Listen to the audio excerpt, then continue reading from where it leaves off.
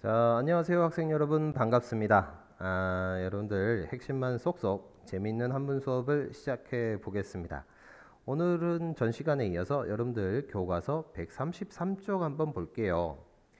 저희가 오늘 할 거는 자랑스러운 문화유산 해서 궁성하고 여러분들 잘 알고 있는 첨성대 이렇게 좀 살펴볼 거예요.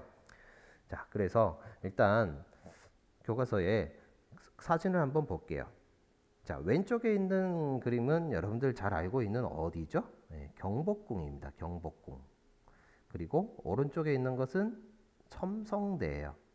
첨성대. 자, 이번 시간에는 이런 경복궁과 첨성대에서 할 텐데 앞서 얘기했던 이 궁성이라고 하는 것은 뭐냐? 경복궁을 뜻하는 것은 아니고요. 경복궁의 주변 둘레를 전부 다 가리켜서 궁성이라고 표현을 합니다. 자, 이 문화유산 경복궁과 첨성대.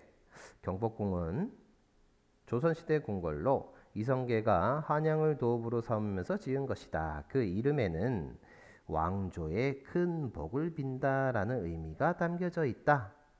복을 기원하는 의미가 담겨져 있다. 이렇게 이해를 하시면 되겠고, 첨성대 같은 경우는 경주에 있는 거죠. 경북 경주에 있는 거. 동양에서 천문대 중에서 가장 오래된 것이라고 합니다. 자, 첨성대 한번 기억을 좀 떠올려 보고요. 자, 실제 한문 기록 속에는 이런 것들에 대해서 어떻게 적혀져 있는지 한번 살펴볼게요.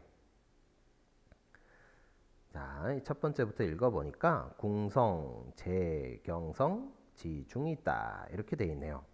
자, 궁성이라는 표현 일단은 좀 전에 얘기했다시피 그 궁궐의 외곽을 전부 다 나타내는 표현이라고 했었죠. 자, 앞에 있는 궁자 같은 경우는 궁궐을 뜻하고요. 성자 같은 경우는 성을 뜻하는 글자죠. 그래서 궁궐의 성곽길 전체, 성곽 전체, 성 전체를 나타내는 표현으로 궁성이라는 단어를 씁니다. 자, 근데 이 궁성이라고 하는 것은 제한데요. 제자가 무슨 제자죠? 있다라는 뜻이잖아요. 있어요. 어디에 있느냐 봤더니 경성에 있답니다. 경성. 자, 경성이라고 하는 것은 뭐죠? 서울을 뜻하는 표현이잖아요. 서울. 즉, 그 당시 이야기를 하게 되면 조선시대 한양 땅을 얘기하겠죠. 서울에 그 다음에 나와 있는 지자 같은 경우는 이제 좀 지겨울 법한데요.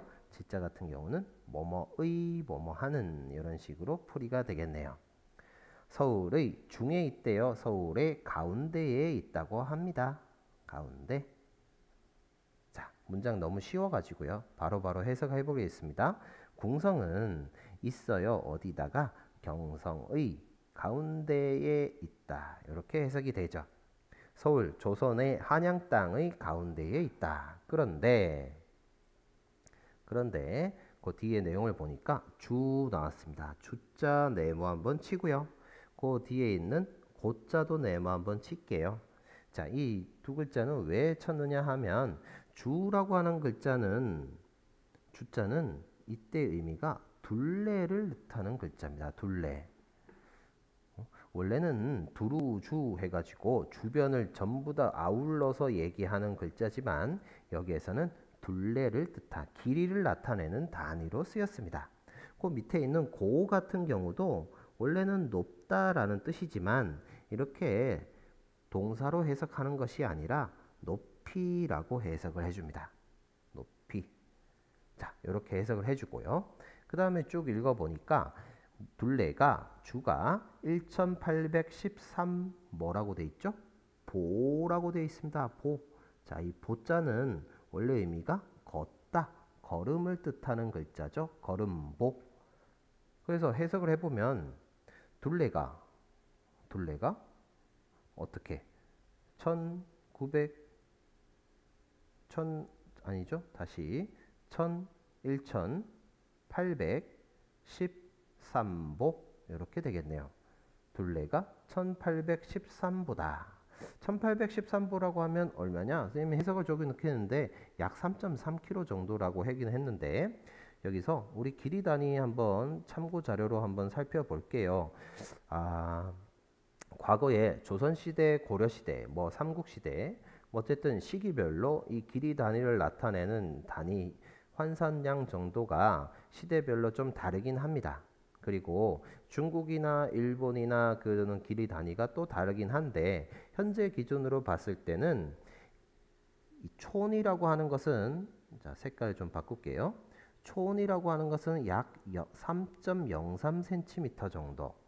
척이라고 하는 것은 이에 곱하기 10을 해서 30.3cm 정도.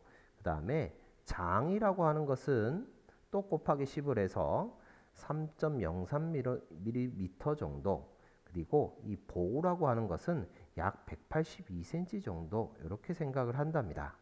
그래서 여기서 1813보라고 했으니까 그것을 길이 단위로 좀 환산하면 약 3.3km 정도 이렇게 나온다고 해요. 그래서 이 정도 길이를 둘레를 가지고 있다. 그리고 높이 같은 경우는 얼마죠? 높이 같은 거는 21척, 척이라고 하는 글자고요. 그 다음에 1촌이다. 촌이라고 하는 글자 나왔네요. 척자 같은 경우는 자척이라고 하고요. 촌이라고 하는 것은 마디촌자입니다. 자라는 말과 척이라는 말, 촌이라는 말, 그리고 좀 전에 나왔던 보라는 말은 전부 다 여기에서 살펴봤다시피 길이 단위를 나타내는 글자입니다. 그래서 높이가 21척 1촌이다. 21척 1촌이다. 약 6.4m 정도. 자, 이 정도 높이를 가지고 있다. 물론 들쑥날쑥 높은 건물도 있고 낮은 건물도 있겠지만 약 6.4m 정도로 이렇게 높이가 형성이 돼 있다고 합니다. 그런데 그 궁성에는 입문사 했대요. 입문사. 입자가 무슨 입자죠, 여러분들?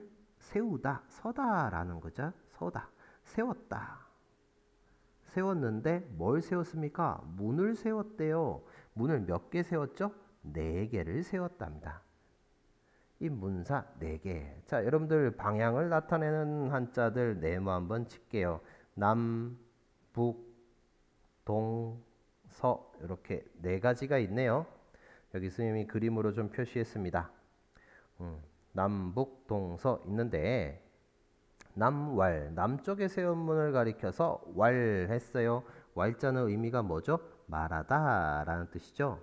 말하다. 남쪽에 있는 문을 뭐라고 얘기를 했느냐? 뭐라고 말을 했느냐? 네모 한번 치겠습니다. 뭐라고 했죠? 광화라고 했대요.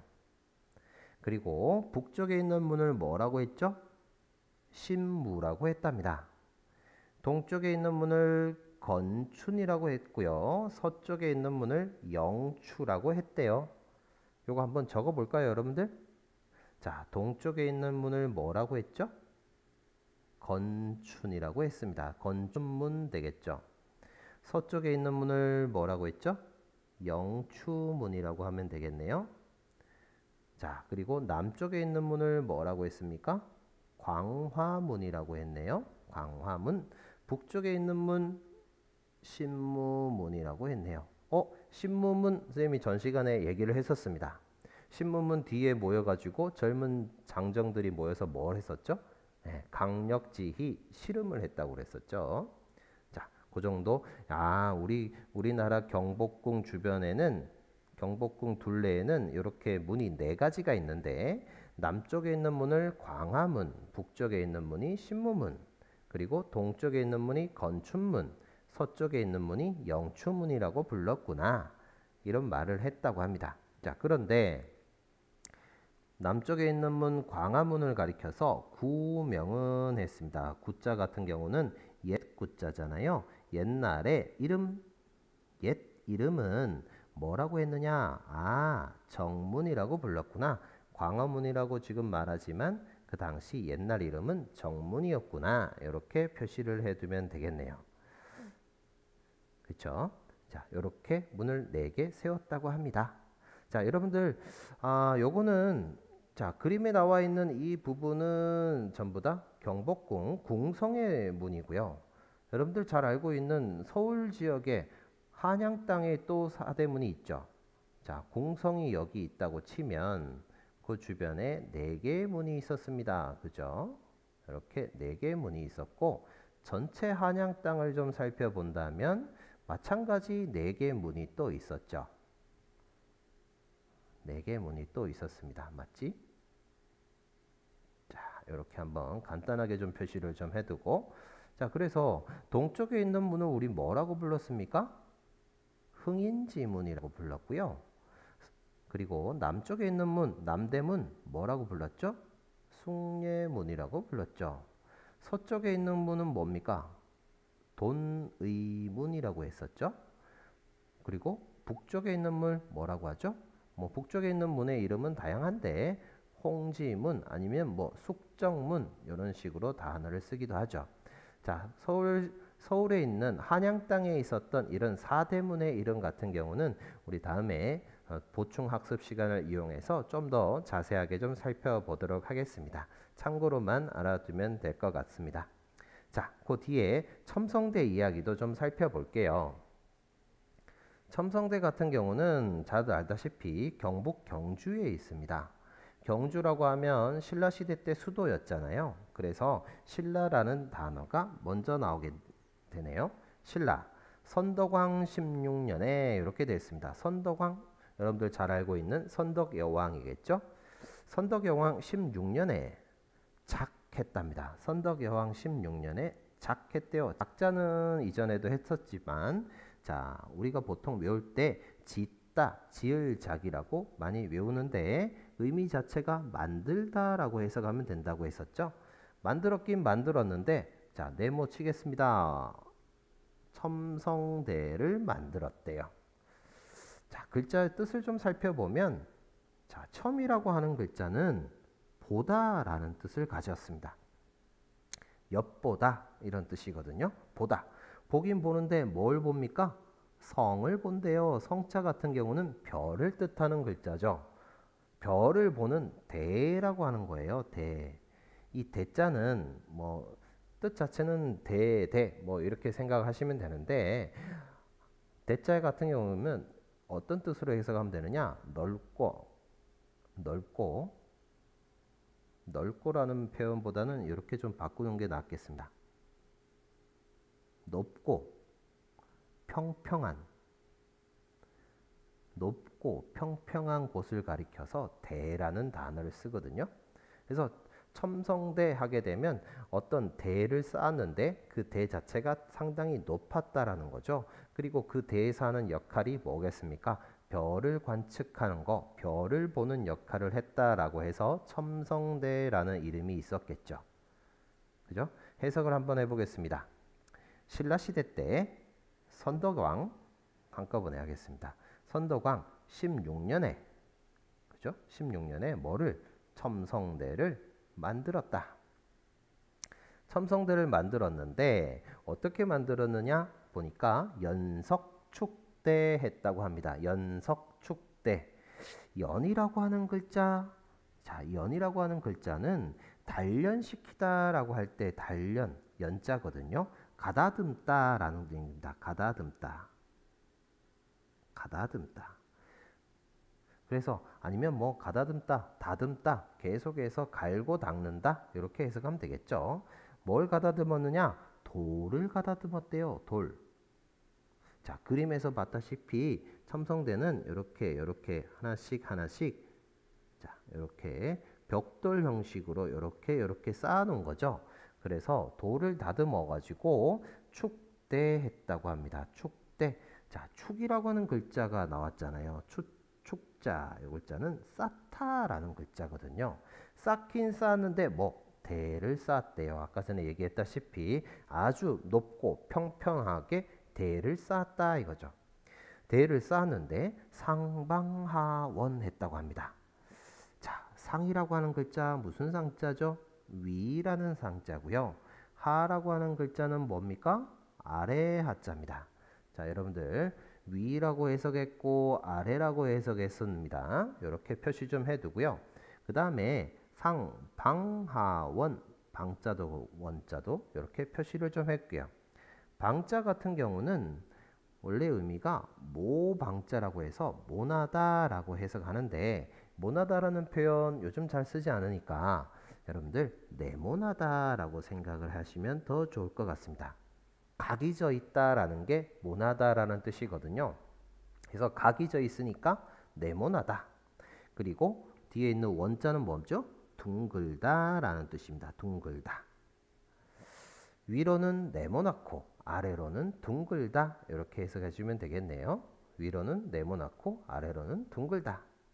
그리고 우리 앞에서도 확인했다시피 고 나왔습니다. 고자 아까 길이를 나타내는 높이라고 했었죠. 높이가 얼마라고요? 19척이었다고 합니다. 19척. 아까 전에 척자가 약 30cm 정도. 그러니까 19척 하게 되면 19 곱하기 30cm 정도. 이렇게 하면 어느 정도 나오죠? 57 정도 나오네요. 57? 570cm니까 약 5m, 6m 가까이 되는 게 되겠네요. 그죠? 요 정도 높이였다. 해석을 해보면 돌을 가다듬어서 대를 쌓았는데 아주 높게 평평하게 대를 쌓았는데 위에는 네모나고 아래는 둥글게 쌓았대요. 그리고 높이가 얼마라고요? 19척이었다고요. 높이가 19척이었다. 해석되겠죠?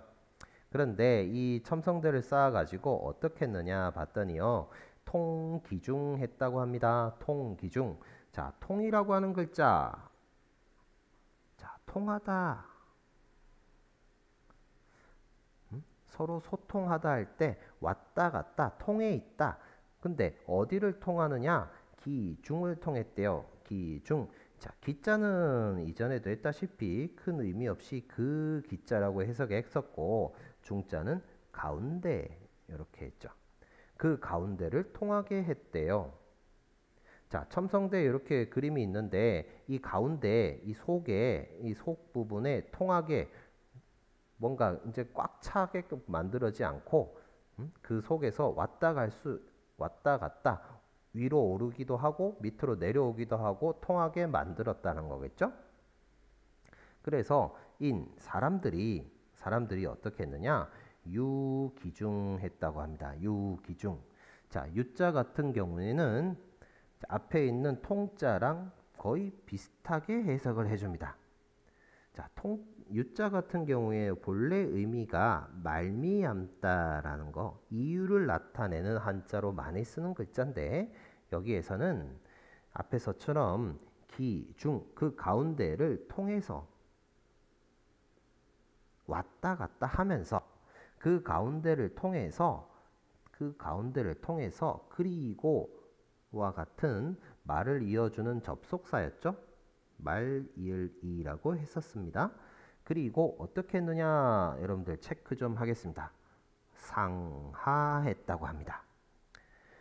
상하. 단순히 의미가 윗상, 아래하니까 결국에 위아래라는 말은 해석을 조금 의역을 좀 할 수도 있을 거예요. 위로 오르다, 아래로 내리다, 오르내리다 이렇게 의역을 할 수가 있겠죠.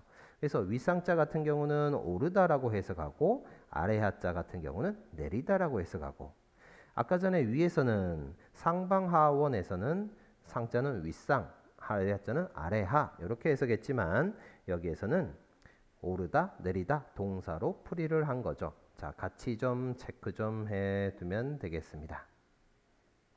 자, 이어서 해석을 해보면 어떻게 됩니까? 통했다. 그 가운데를 통로로 만들었다 이거죠. 그 가운데를 통로로 만들어서 통하게 해서 사람들이 그 가운데를 통해서 그리고 어떻게 했습니까? 오르고 내렸다. 오르내리고 했었다 라는 거죠. 오르내리고 하면서 결국에 어떻게 했습니까? 여러분들 와 여기서도 이라고 한 글자가 나왔네요.